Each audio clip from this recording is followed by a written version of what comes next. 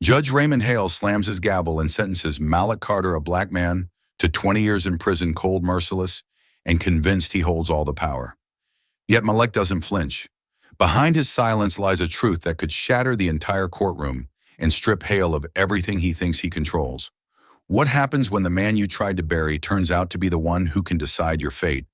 If this moment gripped you, hit the like button and share this story. Let's step right into the courtroom together. I was there when the room went quiet the way a storm goes quiet before it breaks. The courtroom was packed shoulder to shoulder, too many bodies for the air to feel honest. Phones were up everywhere, live streams already rolling. The light above us was a sickly yellow, the kind that makes faces look tired and truth look thinner than it should. They brought him in without ceremony. Malik Carter. Middle-aged, black wrists cuffed in front like an order, not a choice. He didn't sag. He didn't play to the cameras. He sat straight-backed, breathing even, eyes steady like he'd had years of practice controlling a fire that everyone else kept trying to pour gasoline on. I remember thinking, if this man is afraid, he hides it better than most men hide pride. Then the door at the back swung open and every whisper stiffened. Judge Raymond Hale arrived like a verdict walking on its own 2 feet. I'd heard stories how he was tough, how he kept the city safe, how his sentences felt less like justice and more like warnings. None of it prepared me for the way he scanned the room like we were furniture he was tired of owning. The contempt wasn't in a word. It lived in his eyes. He took the bench with the ease of a man who believes the bench belongs to him. He didn't check the file. He didn't check the clock. He checked Malik, a long, unblinking look, as if he could sentence a man with just that stare. People around me lifted their phones higher. One woman to my left crossed herself and kept the camera steady just in case Faith needed proof later. It took less than 3 minutes for the gavel to explode against the wood. The crack shot through the room, bounced off the walls, landed in my ribs. Another black thug wasting my time, he said clear enough for the microphones. No one misheard it. You could feel the sentence before any sentence. The room contracted as if the light itself wanted to hide. I wish I could tell you I stood up and said something brave. I didn't. I froze like most of us. A man in the second row did shout. Objection, like he'd been saving it his whole life, and 2 deputies got to him so fast it looked rehearsed. A woman started crying as if the insult had found an old wound inside her and pressed a thumb right on it. A dozen voices sparked and died in the same breath. The live streams caught everything. They always do, but this time you could feel the cameras trembling in people's hands. Malik didn't move. He lifted his head and met the judge's stare. No smile, no flinch. Just a cold, precise line of sight like a wire stretched tight between 2 cliffs. I don't know how long it lasted. Long enough for us to hear our own breathing. Long enough for the reporters to lower their pens because words weren't keeping up. He doesn't look like a criminal, someone whispered behind me, meaning it, surprised by it, as if the word criminal had a look and Malik had missed the memo. Another voice answered, he looks like he's waiting for something, and somehow that felt true too. Judge Hale leaned back, satisfied that the room had learned its place. He didn't ask Malik if he understood the charges. He didn't ask if counsel was ready. He set the tone, his court, his rhythm, our job to absorb it. When he spoke again, it wasn't law. It was theater with the volume turned up. He talked about order, about how chaos wore nice suits and lied with straight faces. He looked at Malik when he said chaos. It was subtle as a hammer. A deputy shifted beside the defense table, boot-scraping tile. Camilla Torres, Malik's lawyer, touched Malik's sleeve with 2 fingers, just once, like a small anchor. He nodded and kept still. If there was fear in him, it was disciplined. If there was anger, it was chained, like his wrists. The room tried to breathe, but the air had turned metallic. I could taste it, a penny on the tongue kind of taste. Maybe it was nothing. Maybe it was the feeling you get when a fight is unfair, and you know it, and worse, the ref knows it too. Phones kept filming. You could read the comments racing by on a few unlocked screens near me. Did he really say that? He can't say that? He said it. Emoji flames. Broken hearts. The world always finds its way into a courthouse now. It doesn't wait in the hall.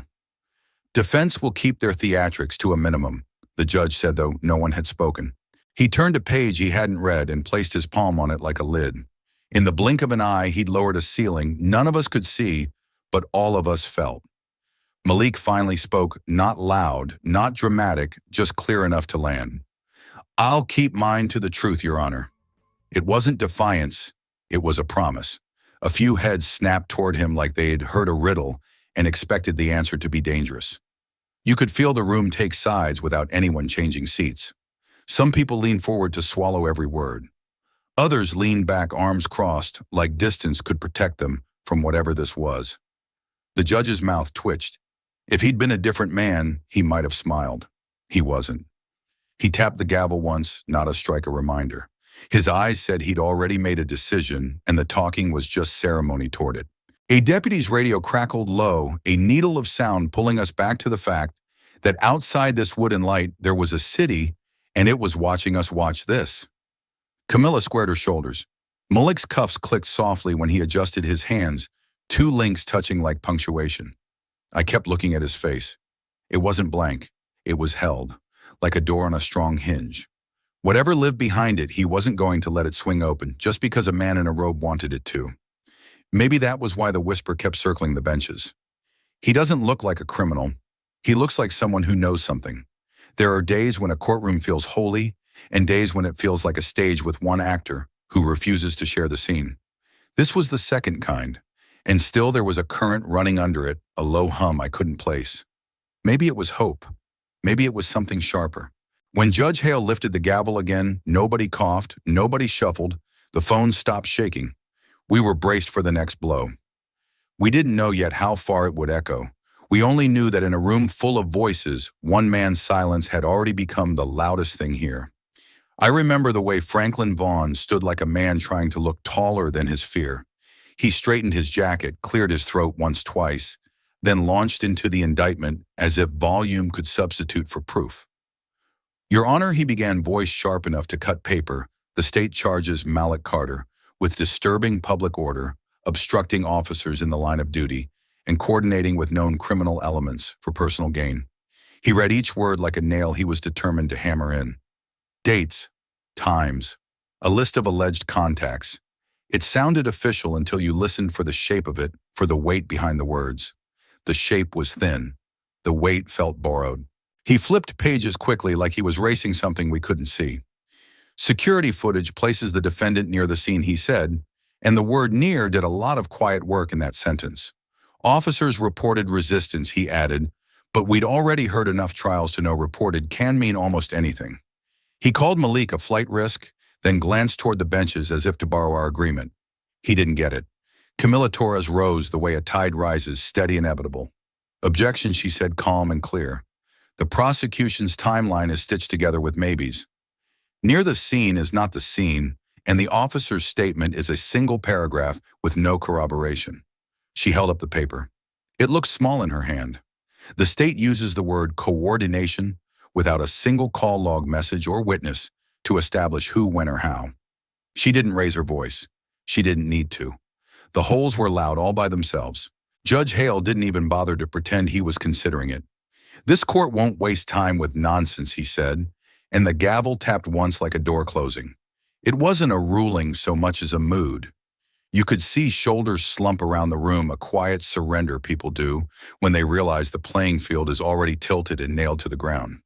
Franklin pretended not to notice the lifeline he'd just been thrown. He shuffled papers. A corner bent. His fingers were damp. He wiped them down the seam of his suit. "Continuing, Your Honor," he said, and then he sped up as if momentum could become evidence. He cited an anonymous tip, then immediately hid it behind confidential source. He referenced community complaints, which is the kind of phrase that can mean anything from a real victim to a neighbor with a grudge and a Facebook account. Camilla tried to speak, Your Honor, again, but the judge cut her off with a look, not even a word. It worked like a leash. Franklin kept reading. "The defendant was seen with members of the Creedon Street crew 2 nights before the incident," he said. The way he said was "seen" told its own story. Seen by whom, from where, through which window, at what hour. The questions lined up in my head like people at a bus stop that might never come. And then it happened. He glanced at Malik. Just a quick look, a reflex almost. Malik met his eyes without moving anything else. It wasn't a challenge. It wasn't even judgment. It was steadiness, like a hand held out in the dark, not to catch you, but to tell you there's no need to run. Franklin flinched. It was small, the kind of twitch most people miss. I didn't. His throat clicked when he swallowed. His next sentence came out thinner than the one before. The state, he started, then stopped, then restarted. The state also notes the defendant's pattern of travel. He fumbled for the line. Consistent with coordination. Camilla raised an eyebrow, not her voice. Her. With what exactly, she asked into the air, because the air was the only thing being asked anything today. Hale leaned forward, elbows on the bench. Counsel will sit, he said. It wasn't loud. It didn't have to be. Camilla sat jaw-tight, eyes on Franklin, like she was holding his testimony together with sheer will, daring it to make sense. Franklin avoided Malik after that. He kept his eyes pinned to the page like it might bite him if he looked away. But paper doesn't scare you. People do. Truth does. He moved to officer statements with an eagerness that felt like escape. Officers report the defendant resisted causing injury to one officer, he said, and then he did something he hadn't done yet. He looked up to see how it landed. The room didn't move. Someone's chair creaked near the back. That was it. He hurried to fill the silence. The injuries, while not severe, were significant. He hurt himself and backpedaled. Not severe, but relevant. Camilla stood again. Your Honor, there are no medical records attached to these so-called injuries, she said. No photos, no ER report, no names for the EMTs, just the word injury repeated until it sounds like evidence. The judge didn't look at the file. He looked at Camilla. I said we won't waste time, he answered and turned his face back to Franklin, as though the very sight of the defense was an interruption. The benches went very still. When you know the answer before the question, silence is the only honest sound left. I watched a man 2 rows ahead unclench his hands and then set them palms down on his knees, like he was reminding himself he had a body he could control. Franklin tried a different tactic, certainty by tone. He lowered his voice and put gravel in it. Your Honor, this defendant represents a continuing threat to order. The community will not be safe if he walks. We ask the court for the maximum penalty allowable. Order, community, safe. Those were the words he held up like shields. They looked strong until you noticed the dents. Again, that quick glance at Malik. Again, Malik's eyes steady as a metronome. If there was heat there, it was banked. If there was fear, it didn't reach the surface. Franklin's hand trembled when he set the page down. The corner caught folded, broke the straight line. He smoothed it with his palm longer than necessary, the way people smooth a bedsheet when they don't want to lie down. I heard someone whisper, it's already decided, and no one shushed them. We all felt it. A verdict can arrive long before a jury, before a motion is heard, before a cross begins. It can arrive in the first insult. It can arrive in a judge's eyes. Franklin cleared his throat and attempted one last heave. The state in sum argues that Mr. Carter's actions taken together demonstrate a pattern consistent with criminal coordination and disregard for lawful authority. The sentence was built like scaffolding, lots of metal, not much building. Camilla didn't stand this time. She spoke from her chair, voice even. Taken apart, Your Honor, the state's case is an anonymous tip, a neighborhood rumor, a vague location, and an injury no one can prove. That's not a pattern. That's a shadow. If Judge Hale heard her, he didn't show it. He nodded at Franklin, a small approving tilt, like a teacher rewarding a student for reading aloud without choking. Proceed, he said, though there wasn't much left to proceed with. Franklin folded the indictment and set it down. His fingers lingered at the edge of the table. He did not look at Malik. He did not look at us. He kept his focus on the paper, as if the words might rearrange themselves into something solid if he stared long enough. The room held its breath. The feeling wasn't suspense. It was resignation. Phones were still up, but fewer now. When outcomes feel inevitable, even audiences get tired. Malik shifted only to straighten the chain between his wrists. The metal clicked no louder than a pen cap. But in that hush, it sounded like the smallest bell in the world. He looked at Franklin the way a lighthouse looks at a ship, not pleading, not accusing, just fixed. A reference point. This is where you are. Here is the truth. Franklin's jaw tightened. He blinked a few times too fast. For a second, I swear it, I thought he might say something that didn't belong to the paper in front of him. But the moment passed. He placed both hands flat, and the judge, satisfied that the scene had played the way he wrote it, leaned back. That's when I knew. We all did. The indictment hadn't convinced the court. It didn't have to. The court had come here already convinced, and Franklin's job was to make the march to the edge look like a walk on a sidewalk. No one clapped. No one booed. We sat in the quiet weight of a decision none of us had been asked to make, watching a machine pretend to be a scale. And in the middle of it, Malik Carter sat, as he had from the start, still steady, unbent, like a man who understood something the rest of us would soon learn the hard way. I remember the exact moment the cracks first appeared. Camilla Torres rose slowly, her voice steady but unyielding, as she fixed her eyes on Franklin Vaughn. "Repeat your statement," she demanded. It wasn't loud, but it carried through the room with a weight that silenced every shuffle of paper. Franklin froze. His throat worked, and when he spoke again, the words came out jagged, stumbling over themselves. The strength he'd tried to summon in the indictment had drained away, leaving only a thin thread of sound. Judge Hale's jaw tightened. His palm struck the bench so hard the gavel rattled. "This court will not tolerate lies," he thundered. The words rolled like a hammer strike, making the wooden panels shiver.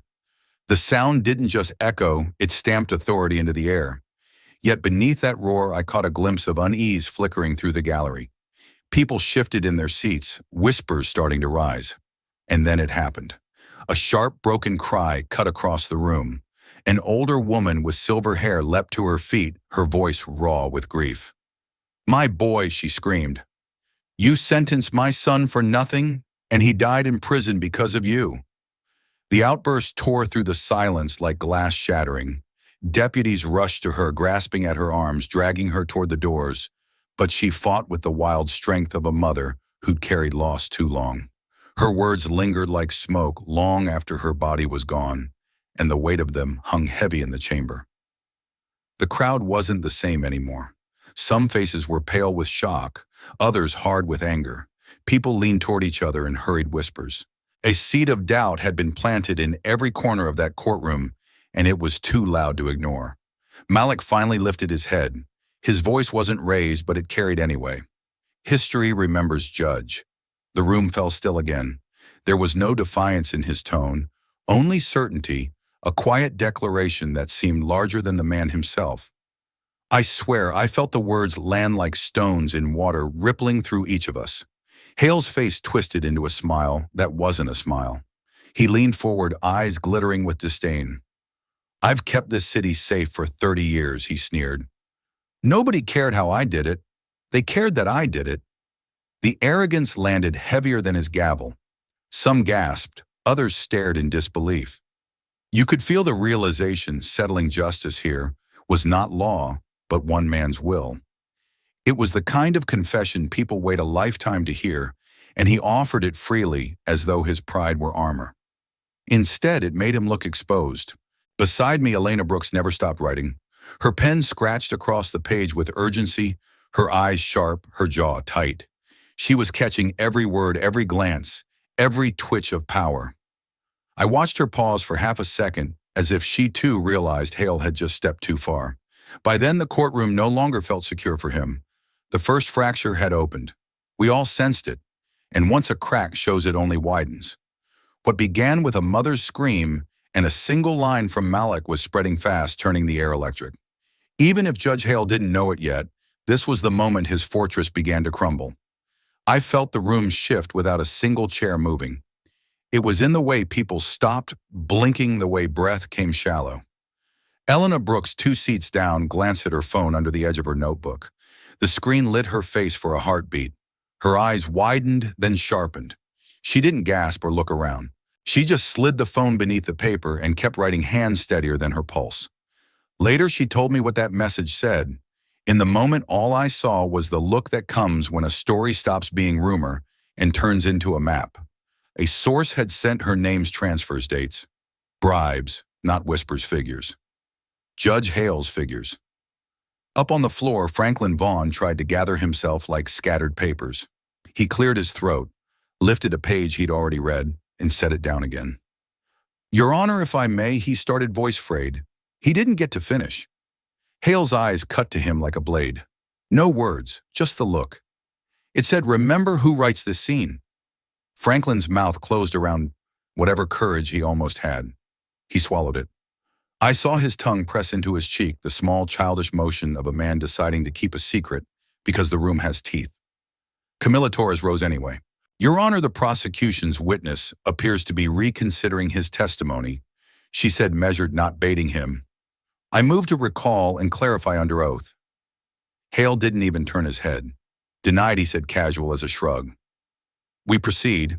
He slid his hand over the file in front of him like a lid pressed on a boiling pot. Franklin's hand shook when he reached for a glass of water. The rim tapped the table twice before he got it to his mouth. He took the smallest sip a man can take and still call it drinking. Then, as if something in him refused to die quiet, he tried again. The state would also. Hale's stare landed harder.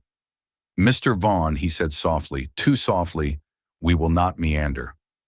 The softness was worse than a shout. It had leashes hidden in it. That was when Malik moved for the first time in minutes. He didn't stand. He didn't pull against the cuffs. He just lifted his chin and angled his face toward Franklin. Not to the judge, to Franklin. When he spoke, it carried without effort. Truth always finds its way. No threat in it, no fire. Just a line spoken as if the ground itself had said it. Franklin's eyes met his for a second that held 1,000 others. Then Franklin looked down, head bowing, like a man who hears the tide and knows the water is coming whether he admits it or not. Elena's pen raced. She wasn't writing sentences anymore. She was catching sparks. Her phone vibrated again beneath the notebook. She didn't look this time. She already knew what lane the truth was taking to reach the room. Camilla stepped closer to the lectern. For the record, she said, the defense notes the witness appears under visible pressure and has attempted to amend statements. We renew the motion to recall. Hale flicked his fingers at the court reporter like he was shooing a fly. Noted, he said. Then to Camilla, sit. There are words that carry the illusion of law, and then there are words that bear the bone of power. That was the second kind. Camilla held his gaze for a count, then sat slowly as if placing the weight down where she wanted it, not where he'd told her. A deputy shifted at the back. A knot of whispers formed and broke against the benches, small waves hitting a dock. It wasn't chatter. It was the noise people make when they recognize a pattern and can't yet say it out loud. Franklin tried to hide his hands by lacing them together on the table. It only made the tremor travel up his forearms. He looked like a man performing obedience. Across the aisle, the woman who had screamed earlier was gone, but her absence felt present and outline burned into the day. You could feel the room remembering her words and testing them against their own lives. Hale acted like he didn't hear any of it. He turned a page he hadn't read, then another, as if the gesture itself were a ruling. Proceed with the state's closing points, he said. Your Honor, Camilla began. Ms. Torres, Hale warned, letting the name do the work of the gavel. She exhaled through her nose a small defiant breath. I will make a record, she said. We object to further argument from the state, absent a reliable foundation. We have no verified footage, no medical proof of injuries, and a timeline held together by an anonymous tip. Hale didn't answer her. He addressed the air. Mr. Vaughn. Franklin stood on legs that didn't quite believe him. The state maintains, he said, and his voice had that hollow ring. Arguments get when they're repeated, because they exist, not because they convince that Mr. Carter's actions constitute an ongoing threat to order. Order. The word had been used so much it had lost its edges. In that moment, it sounded like a blanket pulled over a mess, not a principle worth bleeding for. Someone near the back scoffed under their breath. Another shushed them, as if quiet could protect us from the thing that had already happened. Elena's pen paused. I watched her eyes track from Franklin to Hale and back again, as if measuring the distance between fear and control. I don't think she blinked. I don't think anyone did. The room had that rare, terrible focus you only get when everyone understands they're in the scene that will be quoted later. Malik's chains clicked once, an accident of movement, a comma in the silence. He didn't look away from Franklin. If there was a plea in him, it was not for mercy, it was for honesty. The kind of look that says you can decide who you are even now. Franklin's mouth open-closed. He hovered on the edge of a sentence like a diver at the lip of a cliff. Then Hale shifted just a shoulder, just enough, and the moment collapsed. Nothing further, Franklin said quickly, the words landing like a door shut to keep out weather. Camilla stood. Then, Your Honor, we request the court dismiss for lack of evidence and allow Mr. Carter to deny. Hale snapped faster than the court reporter's keys. Your motion is frivolous, respectfully, Camilla pressed. We are not dealing with law here. We are dealing with posture. The state's case is smoke. Let me cross on the timeline and the alleged injuries 5 minutes. If it survives, it survives. Hale's laugh was a small, joyless thing. You've had all the minutes you're going to get. A low murmur rolled through the gallery, more felt than heard. It washed against the judge's bench and broke into foam at our feet. I realized I'd been clenching my jaw. When I let it go, it ached. People around me breathed like they were borrowing air they'd have to pay back later. Elena finally tipped her phone enough to see the screen again. I caught the reflection lines of text stacking fast. She tapped once, twice. Her face didn't change, but her shoulders did. They squared. She had a direction now. Ms. Torres Hale said, almost lazy, "Sit down." Camilla didn't move. "No, Your Honor," she said quietly. "Not while the record is being built on sand." For a heartbeat, we all lived in the space between that sentence and whatever consequence would follow. Hale's stare hardened into something blunt. The deputy nearest the rail took half a step forward. The room tightened all at once like a rope pulled from both ends. And then, nothing. No explosion, not yet. Hale cut his eyes away first a fraction, with a dismissive shake, like he'd flicked a gnat. "The defense will refrain," he said. It sounded less like law than like a man pretending he hadn't been challenged and almost believing himself. Franklin sat down too quickly, chair feet scraping tile. He pressed his palms flat and kept them there, like a man pinning his shadow to the floor. He didn't look at Malik. He didn't look at anyone. The only thing he seemed willing to see was the empty space in front of him, where a braver sentence had just died. Malik leaned back, never taking his eyes off Franklin. He wasn't gloating. He was waiting.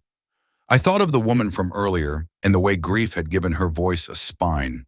I thought of Elena's phone lighting up with numbers that spelled out the story Hale had hoped would stay rumor. Pressure changes sound before it changes shape. You could hear it changing now. Every breath was a fuse. No one coughed. No one shifted. If a pin had dropped, the whole room would have jumped. It felt like we were standing on a sheet of ice and the first hairline cracks were whispering beneath our shoes. There wasn't a bang. There was a promise of one.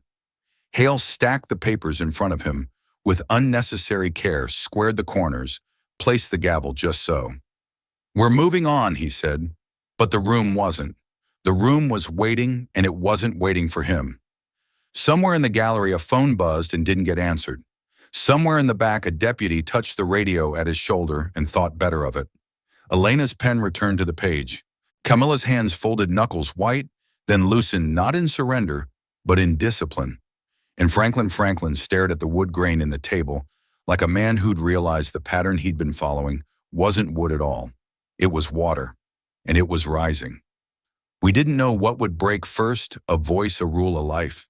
We only knew the silence had turned from emptiness into pressure. You could feel it pushing. You could feel it asking for the next thing to happen. When it did, none of us would be surprised. We were already holding our breath. I knew it was coming before the gavel fell. You could hear it in the way the room had stopped being a room and turned into a container, sealed, pressurized, waiting for one man to decide when to release the pain. Judge Hale lifted the gavel with a kind of ceremony that wasn't law so much as habit, and then he brought it down like a door slamming on a hand. 20 years, he said. The court sentences the defendant Malik Carter to 20 years in state prison. The words didn't just land, they detonated. A cry rose from the benches, raw, fractured, followed by another, and then the sound multiplied. Someone sobbed out loud. Someone cursed. The air filled with the choked breaths of people who'd been bracing and still weren't ready. Phones that had been filming out of obligation now filmed out of fury. The live stream comments on the screens around me sprinted past faster than eyes could read. 20, no evidence. This is rigged. Emojis bled into words, words into exclamation points into silence, where there should have been relief and wasn't. Camilla Torres was on her feet before her chair quit scraping. "This is injustice," she shouted, voice cracking, not from weakness, but from the kind of strength that hurts to carry. 2 deputies moved in without being told, each taking an arm. She twisted once, then set her feet. "Put it on the record," she demanded, still fighting for the smallest square of truth. "Put it." The rest was swallowed by the room, by uniforms, by protocol. They didn't throw her to the ground. They didn't have to. They held her just tight enough to prove they could. Hale didn't look at her. He didn't have to. He had the sentence. He had the stage. He shuffled his papers into a neat, satisfied stack and let his mouth do the one thing it was still eager to do: curve. The smile wasn't wide, it was worse than that. It was small. A private victory he allowed to be public.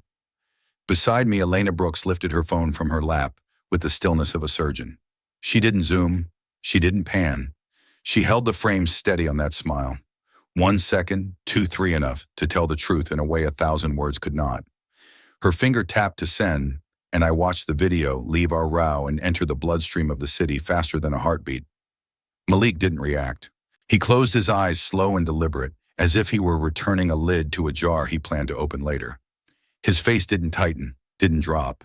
If there was pain, it lived privately. If there was fear, it couldn't find a surface. The chain between his wrists ticked once, metal touching metal, and then the stillness settled again around him like he'd chosen it. I felt ashamed of something I couldn't name. Maybe it was that I wanted him to rage for me to break something I couldn't. Maybe it was that his calm made the rest of our noise feel small. 20 years. The number kept echoing, not as math, but as weather, predictable only in that you knew it would keep coming. Order, Hale said, though there was no chance of that. He rapped the gavel not as hard as before. The room didn't obey. It was past obedience. People were talking to each other now, not to the court. How can he 20 years for what? And those questions were going to live longer than any answer this bench had to offer. A deputy called out for quiet.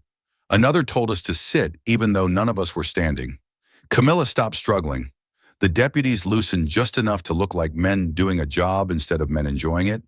Appeal, she breathed, not to the judge, not to the room, just to Malik, as if choosing the next breath on his behalf. He nodded once without opening his eyes.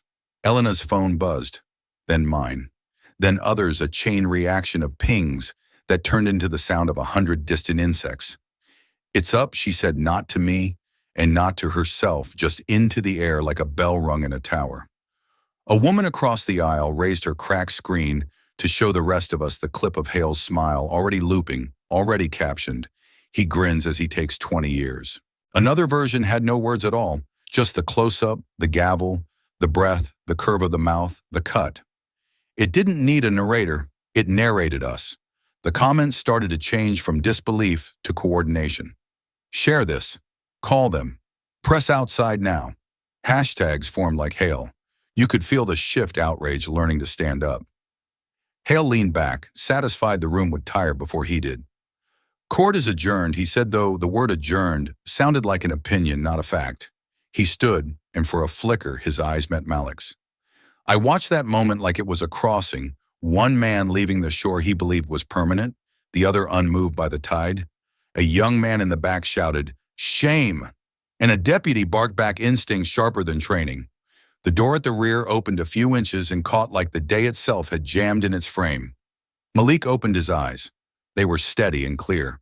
He didn't look at us. He didn't look at the cameras. He looked at Camilla. "We keep to the truth," he said, quiet enough that it should have been lost, but it wasn't. It carried the way some words do when everything else is noise. Outside the doors, the sound had changed. It wasn't traffic anymore. It was people. A chant, faint and rising, pushed its way under the threshold. Justice. Justice. Justice. It didn't ask permission to enter. It just did. Elena stood. "I'm going to the steps," she said, already moving. "This doesn't end in here." She wasn't the only one. A ripple of bodies followed her out. Screens glowed as they went like lanterns heading toward a storm. Hale was already gone from the bench. He disappeared the way men do when they believe the room will hold its shape without them. Maybe it would. Maybe for a minute. But the video had escaped, and the sentence with it, and the city felt like a fuse that had finally found fire. The deputies guided Malik to his feet. He didn't resist. He didn't hurry. He walked like a man who knew the difference between a verdict and the truth.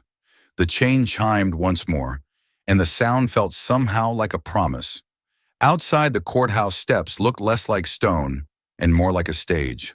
The crowd had swelled into hundreds, maybe more. Their voices bound together by banners stretched wide. Justice for Black lives. The words caught the cold wind like sails rising above the sea of faces, mothers, veterans, students, workers, people who had dropped everything because one man's sentence had crossed a line. It wasn't noise anymore. It was a tide, and once you heard it, you couldn't unhear it. Elena Brooks stood among them, her phone steady in her hand, her notebook still pressed to her side. A message had reached her just minutes earlier, and she didn't hesitate. With one swipe, the files were live transfers accounts, the shadow money that tied directly to Judge Hale. The screen glowed with the headlines she wrote in seconds, bribes behind the bench. Within moments, the story wasn't hers anymore. It belonged to the city. Hashtags flared across social media, exploding in bold black letters. Shocker, resign Hale. The chant outside synced with the flood online, echoing into a single rhythm. Justice in the streets. Justice on the screens. Phones lit up like torches raised high in the air. A mother near the front held up a photo of her son. 20 years for nothing, she cried, her words caught by every camera around her. Beside her, a group of college kids shouted into their live streams, their feeds stacked with comments pouring in faster than they could read. This judge has to go. Share this now. Resign Hale trending at #1. What had been pain became fuel, and fuel became fire. A line of police formed on the curb, shields, lowered eyes scanning. The order crackled through radios, dispersed the crowd. But hesitation hung in their ranks.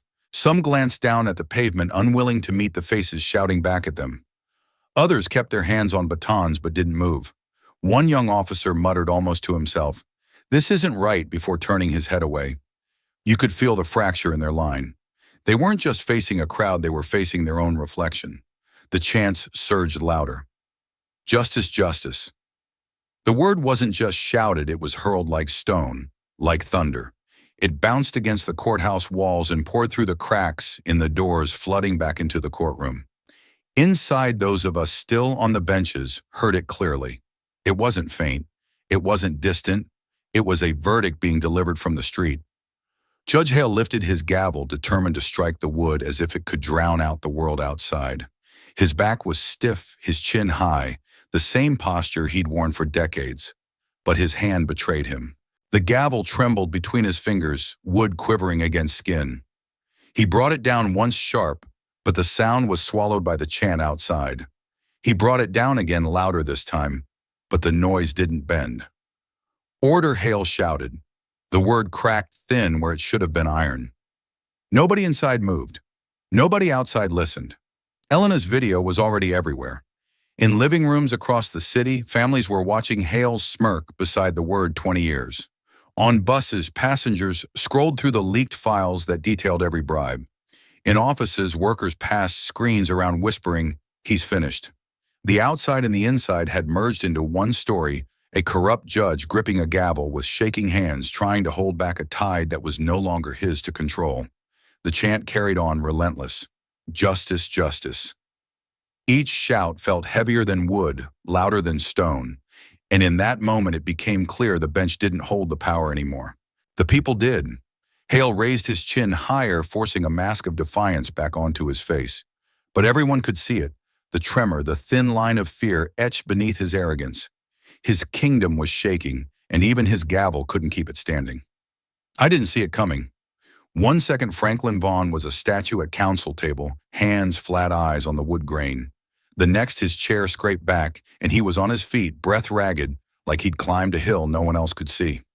"Your Honor," he said, and his voice broke on the second word. He swallowed, tried again. "Your Honor, I can't do this anymore." Every head turned. The chant outside still punched through the doors. Justice, justice, but inside the courtroom a different silence took hold, the kind that leans forward. Franklin gripped the edge of the table as if it could anchor him. The indictment, he said, the narrative parts of it were forced. He looked at Malik, not the judge. "I was told to frame Mr. Carter as a coordinator, dangerous, connected without the proof." A wave moved through the benches, not sound at first, just motion like grass when wind finds it. Then the sound arrived, sharp inhales, a low, "Oh God," someone whispering. Finally, Judge Hale's gavel slammed. "Sit down, Mr. Vaughn," he barked. "This is improper." Franklin didn't sit. He stood straighter than I'd ever seen him. "My family was threatened." He said each word, steadying the next. Anonymous texts, photos of my kids' school, a voice on the phone that never gave a name but knew ours. He drew a breath that sounded like confession feels, and there were meetings off the record where I was told exactly how to characterize Mr. Carter. Keep it vague, they said. Make it sound coordinated. We'll handle the rest. He didn't say Hale's name. He didn't have to. The room already knew where the rope ran. Chaos broke the surface. People shouted and then clamped hands over their own mouths. Someone sobbed in relief so sudden it sounded like pain. A man near the aisle pressed his palms together as if the truth were a prayer you could hold. Outside, the chant swelled and rolled back toward us as if it had heard the news. Justice, justice. The word hit the walls and came back larger. Hale stood knuckles white around the gavel. This is betrayal, he roared, but the roar had seams. You are violating procedure ethics and my oath. Franklin finished turning at last to face him. His fear was still there, but it had company, now resolved, the kind that doesn't need volume. I violated it the minute I went along. I won't anymore. Camilla Torres was moving before anyone told her to. Your Honor, she said, voice crisp with purpose, the defense moves to strike the state's presentation as tainted and to enter new minutes reflecting prosecutorial coercion and judicial interference. Denied, Hale snapped. This court will not. We request a recess to put Mr. Vaughn under oath for immediate proffer. Camilla pressed, stepping into the space the truth had cleared. Right now on the record. Or are you refusing to allow sworn testimony that corrects the record you just relied on? The court reporter's keys rattled into overdrive. A deputy shifted toward Camilla and stopped uncertain. The gallery surged again. Tears, whispers, a name or two called out like thanks. I watched Malik. He didn't move, didn't smile. He watched Franklin the way a lighthouse watches a storm steady, unblinking an invitation to steer true. Elena Brooks barreled back through the side door, hair pushed behind one ear, phone already up. Liv, she mouthed without sound, framing Hale's face, the sweat collecting at his hairline. She turned to catch Franklin, then Camilla, then swung back to the bench. The red live badge burned on her screen. The city was in the room. Hale's eyes flicked toward the camera and away a cornered animal's glance. Turn that off, he ordered the bailiff, but the order died in the air. The bailiff didn't move. Maybe he didn't hear. Maybe he did. Mr. Vaughn, Camilla said, seizing the moment, who pressured you? Franklin looked at the judge, then passed him to the high seal on the wall, to the idea of the thing he'd sworn to. Power, did he said, but it wore familiar faces. He swallowed. I received direction that originated from chambers. I was told outcomes before hearings. I was told to make the paperwork match. The room gasped as one. I saw a woman clutch her chest and a teenage boy grab her hand like he was holding her to earth. The chant outside turned into a drum line. Inside it became a heartbeat. Hale struck the bench again, harder, the wood giving a tired crack. Counsel, this is contempt, he warned, voice fraying. You will sit or I will. On what grounds? Camilla cut in, polite as a scalpel. Contempt of telling the truth, moved to protect the witness. He's under threat. She gestured toward Franklin's trembling hands. And moved to seal the chamber until U.S. Marshals arrived to secure the court. Elena's lens never left Hale. You could see it now, not just sweat, but the flutter at his throat, the tight, shallow breaths. A dozen live streams echoed hers. Screens all over the gallery were pointed at the same face. The comment threads flashed by. He's panicking. Listen to Vaughn. Resign Hale now. Malik finally spoke, not loud, just enough. Let him finish, he said, and for a second even the chant outside seemed to pause. The words weren't a request. They were a permission Franklin needed to hear. Franklin nodded once like a swimmer about to go under and come up cleaner. There were envelopes, he said, eyes unfocused, seeing them again. Not to me. I'm not saying that, but I saw them pass. I saw the smiles that said a thing had been done. His gaze sharpened, and I saw who paid for it afterward in years, in names that turned into numbers. He turned to Malik. I'm sorry, he said simply. No ornament, no defense. The kind of apology that lands because it doesn't ask to be forgiven. The sound that followed wasn't loud. It was deep. It moved up from the floorboards and into our bones. People cried without hiding it. Others put hands on strangers' shoulders. The room had been a machine earlier. Now it felt like a body remembering its own pulse. Hale tried to speak and found nothing. His lips moved. The words didn't come. He looked at the gavel like it might still save him. It didn't. Authority had shifted quietly at first, then all at once. Clerk Camilla said note defense, renews motion to vacate pending immediate sworn testimony and referral to federal oversight. Noted, the clerk said, voice shaking and brave anyway. Elena panned once more across the bench. You're watching this live, she whispered into her mic. The narrative just changed. Franklin sank back into his chair like a man who'd set down a weight he'd been told was part of his spine. Outside, the chant crashed back through the doors, justice, justice. But this time it didn't feel like a demand. It felt like an answer. And there on the bench, the judge who had written outcomes began to understand he was standing on the last page and that someone else was holding the pen. I can tell you the exact second the room changed shape. Malik rose slowly, as if refusing to borrow drama from the moment. The chain between his wrists ticked once, a small sound, in a loud world. His back was straight, his breathing even.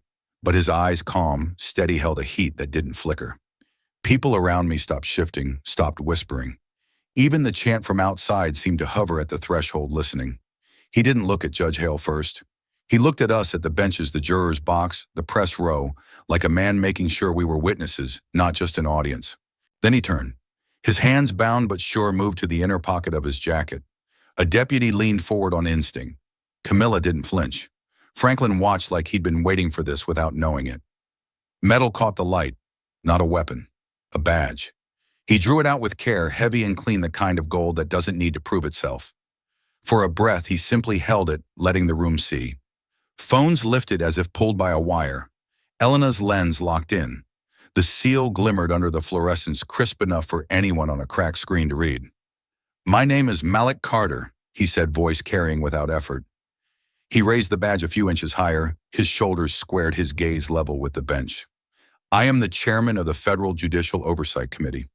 The words slipped into the room like a key into a lock and turned. Air rushed somewhere. Maybe it was us, exhaling all at once. I felt my skin prickle. A woman 2 rows ahead pressed her hand to her mouth and didn't move it. Malik didn't wait for permission.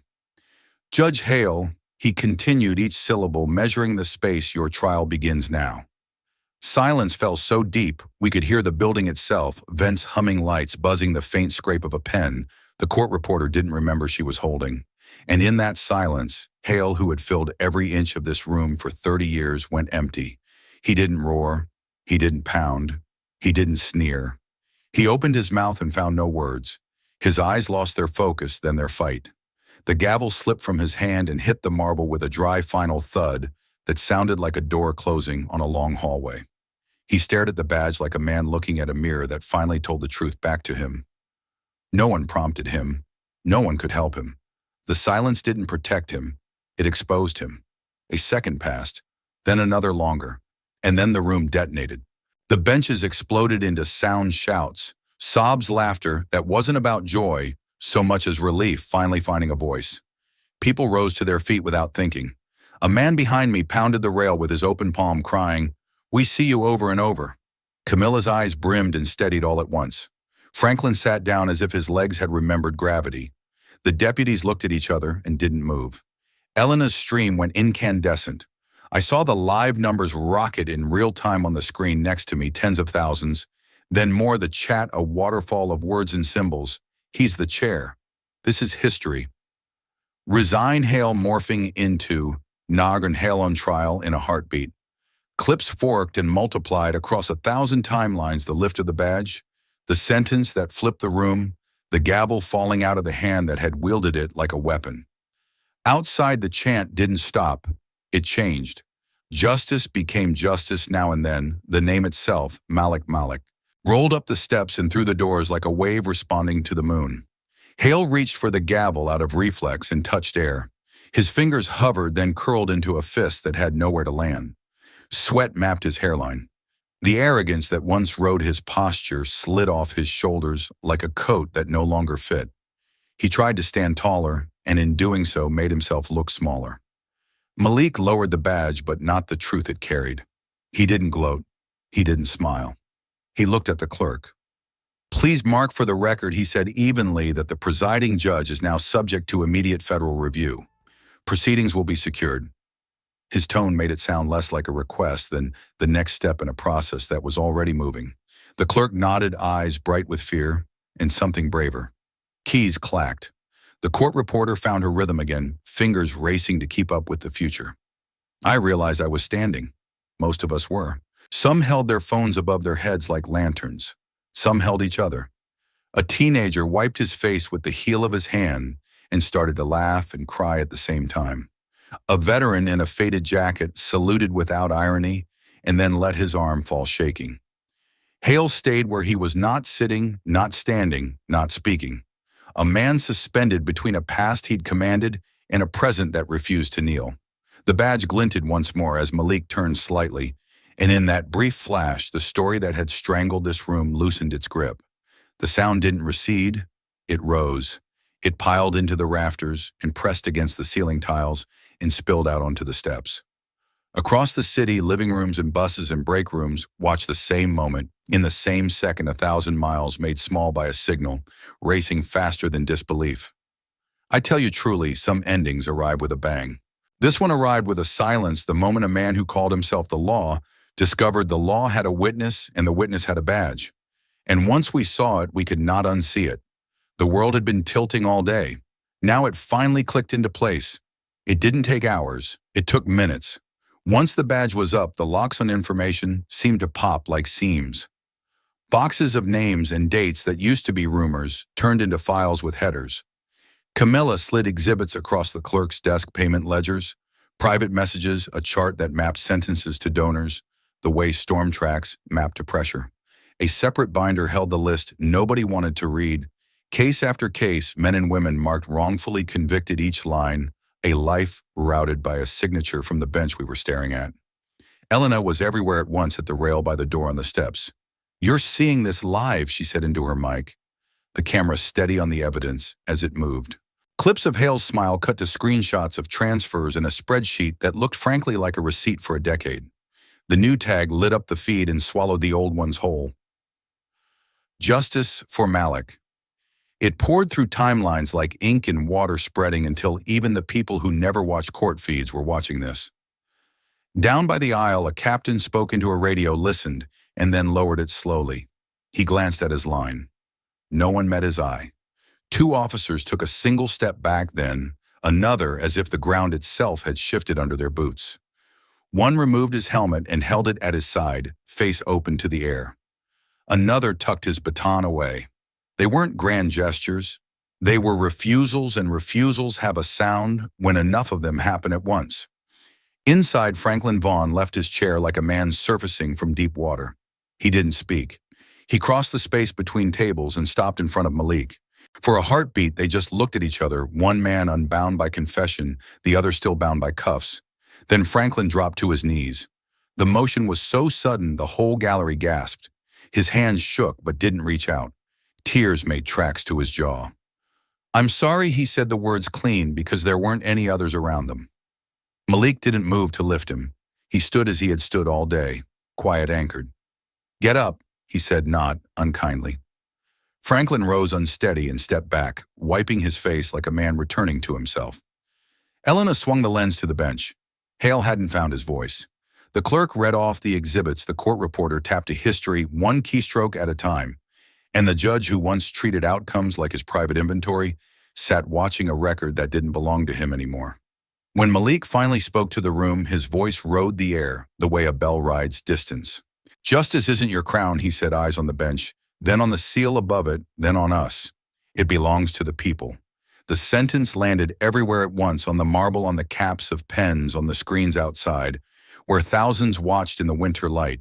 The crowd took the words and threw them back, first as a murmur, then as a roar that found the pitch of the chant and lifted it higher. Inside, hands on hearts, hands in the air, strangers holding strangers, as if to keep the moment from tipping over. Outside, a wave rolled down the steps and into the street, justice for Malik, each syllable striking the stone and coming back stronger. I felt it in my ribs, the way sound can turn to force. The officers at the doors didn't turn us away. The captain set his radio on the ledge and left it there. The camera lights reflected in the glossy finish of the exhibits, like stars found their way indoors.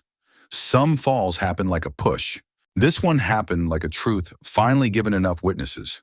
By the time the hashtag covered the city, the empire we'd all been pretending was permanent had already cracked. What was left was the echo, the kind that makes buildings shake, and people remember where they were when the shaking began. I remember the sound that started it. Not a shout, not a chant, just the metallic click of handcuffs locking shut.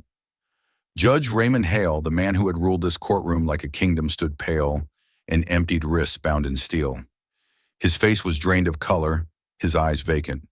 For the first time, the gavel wasn't in his hand. For the first time, silence was all he had to give.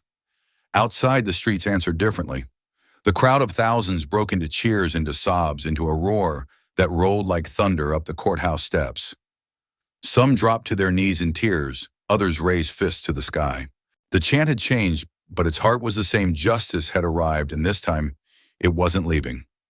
A mother in the front, the same woman who had cried earlier, lifted a photo of her son high above her head. Her voice cracked, but carried like a bell. "This is for my son."